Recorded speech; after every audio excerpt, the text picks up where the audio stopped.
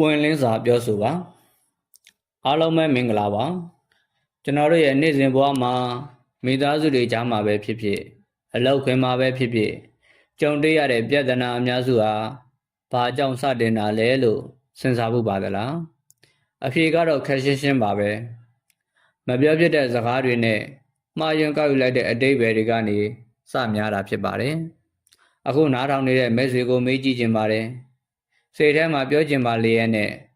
အော်မပြောပဲမျိုးသိထားလိုက်တာပဲကောင်းပါတယ်ဆိုပြီးစကားတွေကိုမျိုးသိထားခဲ့ရတာဘယ်နှကြိမ်ရှိခဲ့ဘူးပါသလဲဒီနေ့မှာတော့ကျွန်တော်တို့ဘာကြောင့်စကားတွေကိုပွင့်လင်းစွာပြောဆိုတင်တာလဲပွင့်လင်းစွာပြောဆိုခြင်းကကျွန်တော်တို့ရဲ့ဆက်ဆံရေးနဲ့ဘဝကိုဘယ်လိုပြောင်းလဲပေးနိုင်တယ်လဲဆိုတာကိုအတူတူဆွေးနွေးကြည့်ကြရအောင်ဒီရဲ့ဆွေးနွေးမှုကိုလည်းနားထောင်သူအားလုံးကcomment အောက်မှာထပ်ပြီးတော့ဆွေးနွေးနိုင်ပါတယ်ကျွန်တော်တို့ရဲ့စိတ်ထဲမှာရှိတာကိုပွင့်လင်းစွာမပြောရဲကြတာအဓိကအကြောင်းရင်း၃ချက်ရှိတယ်ပထမအချက်ကကြောက်ရွံ့တာပါငါပြောလိုက်ရင်တစ်ဖက်လူစိတ်ဆိုးသွားမလားငါ့ကိုညှင်းပယ်လိုက်မလားဆိုတဲ့ကြောက်စိတ်ပါဒုတိယအချက်ကအထင်လွဲခံရမှာစိုးရိမ်တာပါငါရင်ထဲကအတန်ပြောလိုက်ရင်ငါ့ကိုလူဆိုးလို့ရိုင်းတယ်လို့ထင်သွားမလားဆိုတဲ့စိုးရိမ်စိတ်ပါတတိယအချက်ကတော့ပြဿနာမဖြစ်ချင်တာပါခဏတော့အစဉ်ပြေရင်ပြီးရောရေတုံမှာငြိမ်းချမ်းရင်ပြီးရောဆိုပြီးအရာရာကိုမျိုးသိထားလိုက်ကြပါတယ်ဒါပေမဲ့ဒီနေရာမှာကျွန်တော်အရေးကြီးတဲ့အချက်တစ်ခုကိုပြောချင်ပါတယ်စကားတွေကိုမျိုးသိထားတာဟာပြဿနာကိုပပျောက်မသွားစေပါဘူးခဏတာဖုံးကွယ်ထားရုံပဲရှိတာပါကြာလာရင်အဲ့ဒီမျိုးသိထားတဲ့ဒဏ်ရာတွေအစိတ်အတောက်တွေကတနေ့မှပိုးပြီးကြီးမားတဲ့ပောက်ကွဲမှုအဖြစ်ပြန်ရောက်လာတတ်ပါတယ်ဒါဆိုရင်ပွင့်လင်းစွာပြောဆိုတယ်ဆိုတာစိတ်ထဲမှာရှိသမျှအကုန်ဆဲဆိုလိုက်တာဒေါသထွက်သမျှရှောက်ပြောတာတွေကိုဆိုလိုတာဆိုတော့မဟုတ်ပါဘူးပွင့်လင်းစွာပြောဆိုခြင်းမှာအပြန်အလှန်လေးစားမှုပါဖို့လိုပါတယ်ဒါကြောင့်မိတ်ဆွေတို့လက်တွေ့ကျင့်သုံးနိုင်မဲ့နည်းလမ်း၄ခုကိုမျှဝေပေးခြင်းပါတယ်ပထမအချိန်နဲ့နေရာကိုမှန်အောင်ရွေးပါလူအများရှိမှထောက်ပြတာထက်သိတဲ့နေရာမှာအေးစေးပြောပါဒေါသထွက်နေချိန်မှာမပြောဘဲစိတ်အေးသွားမှပြောပါ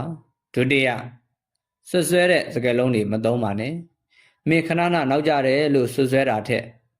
မင်းနောက်ကြတဲ့အခါအလုပ်တွေကြံ့ကြံသွားလို့ငါစိုးရိမ်နေဆိုပြီးမိမိရဲ့ခံစားချက်ကိုအဓိကထားပြောပြပါတတိယ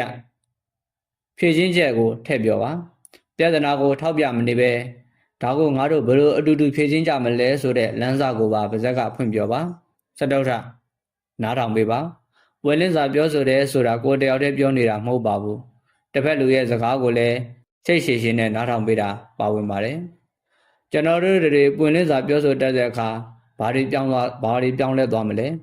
ပထမဆုံးအနေနဲ့ယုံကြည်မှုတွေတိုးတက်လာပါလိမ့်မယ်ကွဲရမှာအတင်းပြောတာတဲ့အမှန်တရားကိုပုံမှန်လင်းလင်းပြောပြတဲ့အခါတယောက်နဲ့တယောက်ပိုးပြီးယုံကြည်လာကြတယ်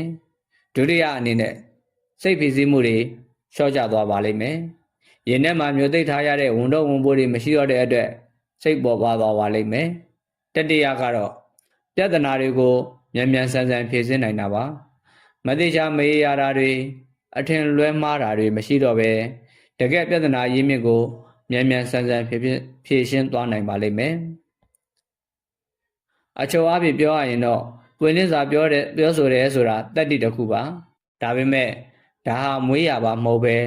လေ့ကျင့်ယူလို့ရတဲ့ကြံ့ကျင်မှုစကေးတစ်ခုပဲဖြစ်ပါတယ်စကားမပြောပဲတိတ်ဆိတ်နေခြင်းကဆက်ဆံရေးတစ်ခုကိုခဏတာအေးချမ်းစေနိုင်ပေမဲ့